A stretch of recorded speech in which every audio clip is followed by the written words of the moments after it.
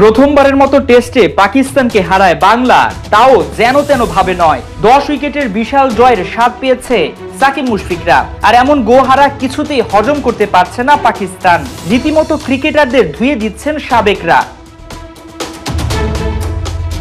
রোববার রাওয়ালপিন্ডিতে টাইগারদের কাছে পাকদের অসহায় আত্মসমর্পণ নিয়ে সমালোচনা করেছেন সাবেক পাক অলরাউন্ডার শাহিদ আফ্রিদি। পিসিবি ও কাপ্তান শান মাসুদের ভূমিকা নিয়ে প্রশ্ন তুলেছেন তিনি।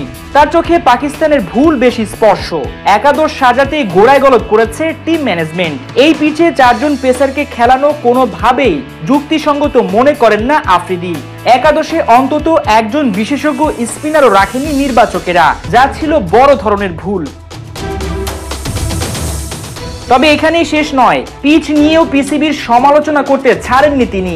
সামাজিক যোগাযোগ মাধ্যম টুইটারে আফ্রিদি লিখেছেন, 10 উইকেটে হার, এই ধরনের পিচ প্রস্তুত করার সিদ্ধান্ত নিয়ে বড় প্রশ্ন তোলে। 4 জন ফাস্ট বোলারকে নির্বাচন করেছে এবং একজন বিশেষজ্ঞ স্পিনারকে বাদ দেওয়া হয়েছে। পিচের বাইরে পাকদের হোম কন্ডিশন সম্পর্কে যথেষ্ট সচেতনতার অভাব রয়েছে বলেও মনে করেন তিনি। পাকদের ধুয়ে দেওয়ার পাশাপাশি টাইগারদের খেলার ধরন নিয়ে বেশ প্রশংসা করেছেন আফ্রিদি। তিনি বলেছেন, পুরো টেস্টে তারা যে ব্র্যান্ডের ক্রিকেট খেলেছে, বাংলাদেশের কাছ থেকে সেই কৃতিত্ব আপনি ছিনিয়ে নিতে পারবেন না।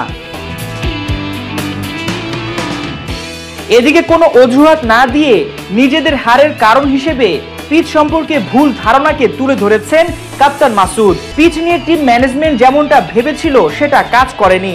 ইসলামাবাদ ও রাওয়ালপিন্ডিতে খেলা শুরুর 8-9 দিন আগে বৃষ্টি হয়েছিল, ফলে পেসাররা সুবিধা পাবে বলে মনে করেছিল পাকিস্তান। তাই 3 পেসারের জায়গায় 4 জনকে খেলানো হয়, যাকে বড় ভুল সিদ্ধান্ত হিসেবে দেখছেন মাসুদ। মাহমুদুল হাসান সজীব, 71।